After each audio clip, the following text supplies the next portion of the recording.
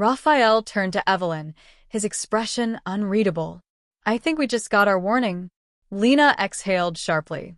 What do we do now? Evelyn looked back at the temple, at the reliefs that seemed to shift under her gaze. The only thing we can do, she said softly. We go deeper. The jungle did not breathe. It waited. And so, they stepped inside.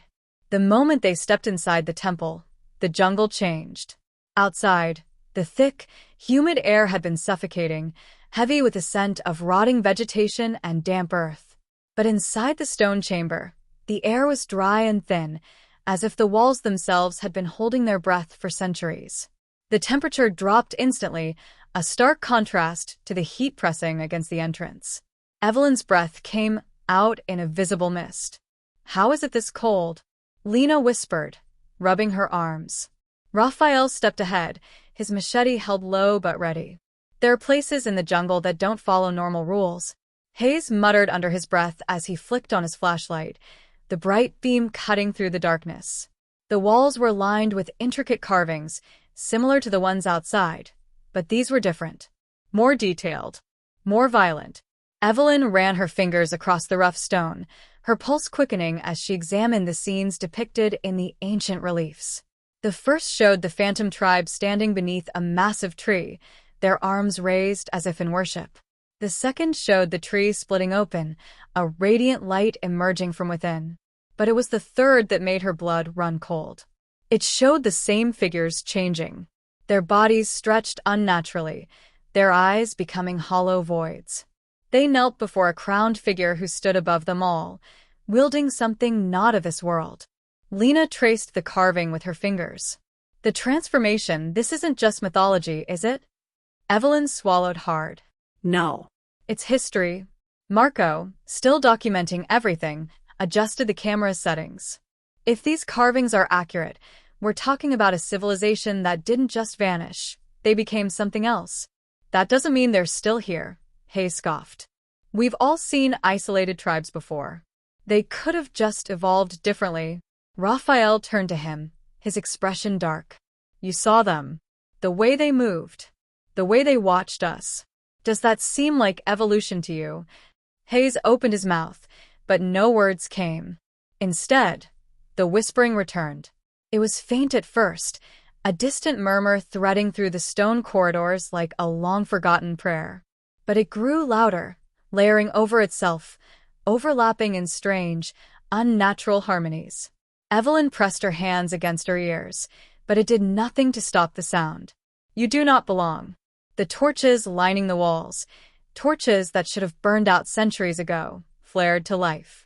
The chamber filled with flickering golden light, casting eerie shadows across the walls. The carvings moved, not physically, but as if the very essence of the figures shifted when no one was looking. Evelyn, Raphael said, his voice tense, we need to go. Now. But Evelyn couldn't move. She was staring at the far end of the chamber, where a massive stone door stood slightly ajar. Beyond it, something pulsed. A soft, golden-green glow, the same bioluminescent hue they had seen in the jungle. The crown. She could feel it, its presence like a silent heartbeat, tugging at her very soul. It's here, she whispered. Lena hesitated. Are we sure we want to go through that door? Hayes let out a nervous laugh. Not particularly. Evelyn didn't answer.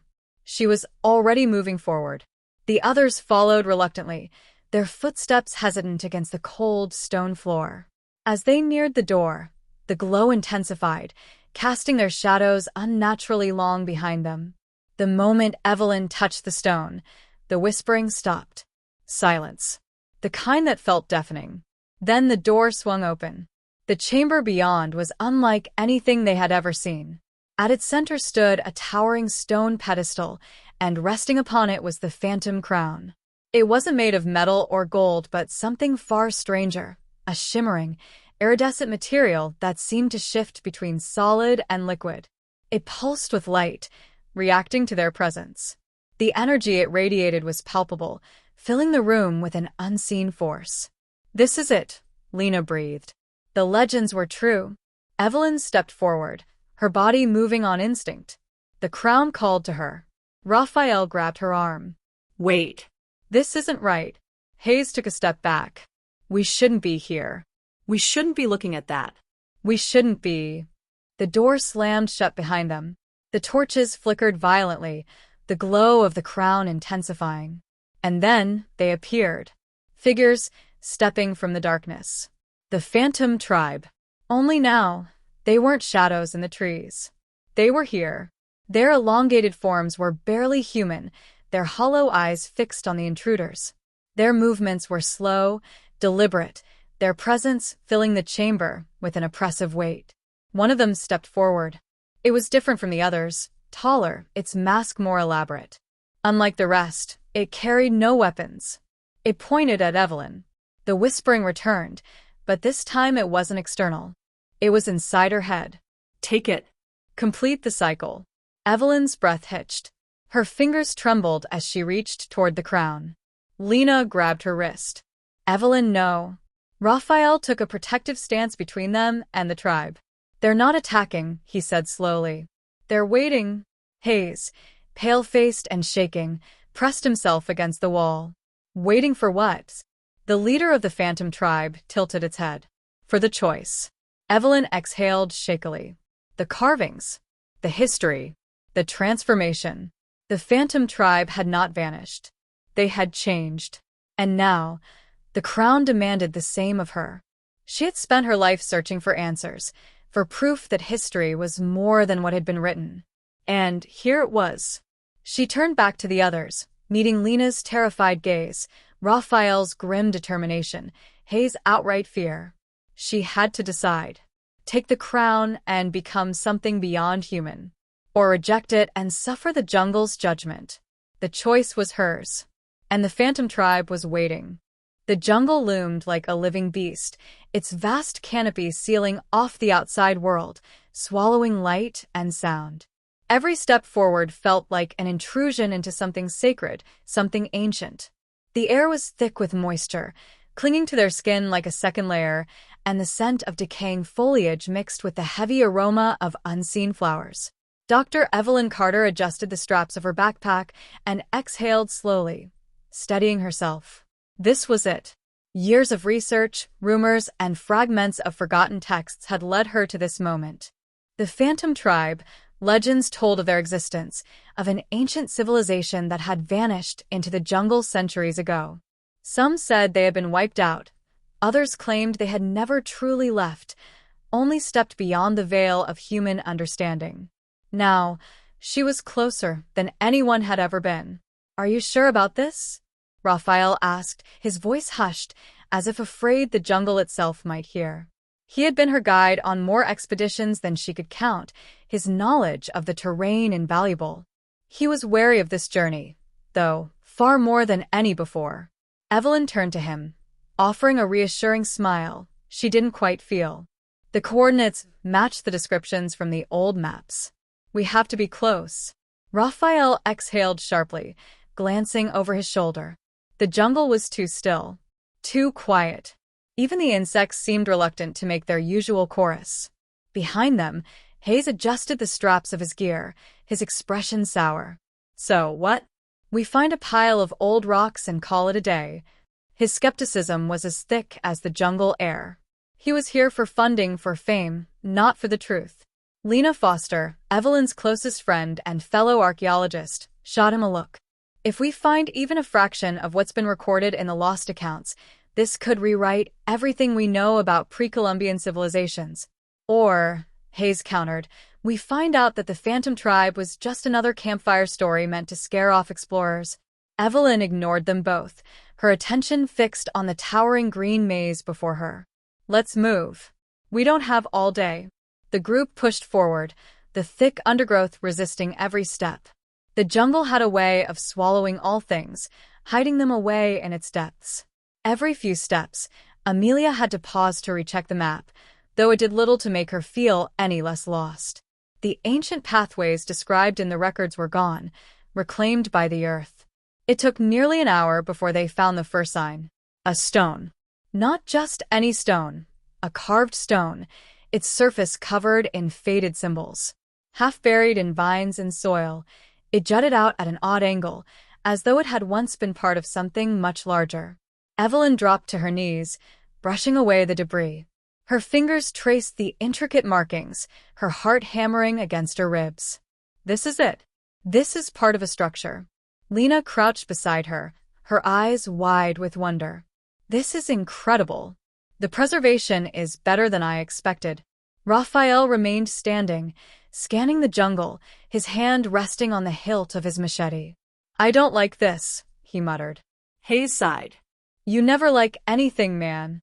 But Raphael's unease was spreading. Evelyn felt it too, the sensation of being watched, of unseen eyes tracking their every movement. She pushed the feeling aside. Superstition had no place in archaeology. Let's keep moving, she said, standing. If this is part of a larger structure, there's more ahead. They pressed on, following what remained of a path. The deeper they went, the more they found. Fragments of stone carvings, moss-covered staircases leading to nowhere, and remnants of walls long abandoned. Then they saw it. The ruins. A clearing emerged, revealing what was left of an ancient temple. The structure was massive, despite being half-consumed by nature. Towering stone pillars, wrapped in vines like skeletal fingers, stood in eerie silence. The front facade bore detailed reliefs, stories carved into the stone that had endured time's relentless grasp. Evelyn's breath caught. It's real, she whispered. Lena was already taking photographs, her hands shaking with excitement. This is beyond anything I expected. Marco, their cameraman, set up his equipment, capturing every inch of the discovery. This is the kind of footage that makes careers, he muttered. But Raphael wasn't looking at the temple. His gaze was on the tree line. Evelyn followed his line of sight. Shadows flickered between the trees, just at the edges of her vision. When she focused, there was nothing there. Just jungle. Just trees. The whispers started then. Soft. Faint. Just a breath on the wind. Evelyn turned sharply, but there was no one. The jungle remained unmoving. Did you hear that? Lena asked, her voice tight. I heard something, Raphael muttered. Hayes shook his head. You're both jumpy. It's just the wind. But it wasn't. Evelyn knew that now. The air itself felt charged, electric, like a storm building before the first crack of lightning. She stepped closer to the temple, drawn to the reliefs on the walls. They depicted figures, tall, slender, their faces obscured by elaborate headdresses. But it was their eyes that struck her. Hollow. Deep. Watching. Something moved behind her. She turned just as a figure stepped from the trees. A heartbeat passed. Then another. It was humanoid but wrong. Tall and lean, its limbs elongated beyond normal proportions. Its skin, if it had any, was hidden beneath tattered robes of woven leaves and bone. A mask covered its face, made from some kind of dark stone, its eye sockets hollow voids. Then another appeared. And another.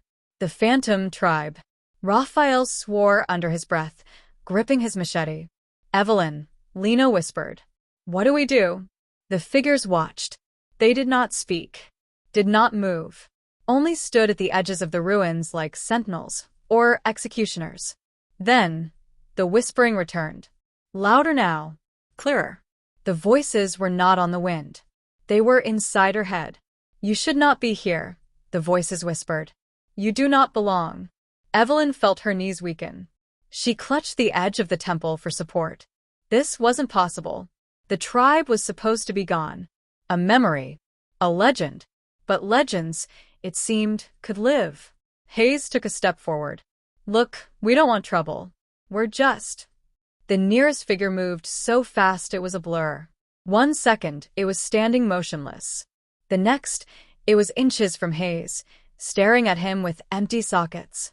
Hayes stumbled back, his breath ragged. Okay, that's not normal. The figure tilted its head. Then it raised its hand and pointed at Evelyn. You seek what is forbidden, the whispering voices intoned. Evelyn's breath hitched. The temple. The phantom crown. It's real, isn't it? The jungle fell silent. The figures did not answer. But they did not deny it either. The stories had spoken of a relic, an artifact of immense power that had once belonged to the Phantom tribe. A crown that allowed its wearer to speak with the jungle, command it. Some said it had granted the tribe their immortality. Others claimed it had driven them mad. Evelyn swallowed hard. We don't mean any harm. We only want to learn. The figure in front of her did not blink, did not move. You seek what you cannot control, the whispers warned. The jungle remembers. The jungle does not forgive. Then the figures vanished. Gone. Like mist in the sunlight. The air was still, but the weight of their presence lingered.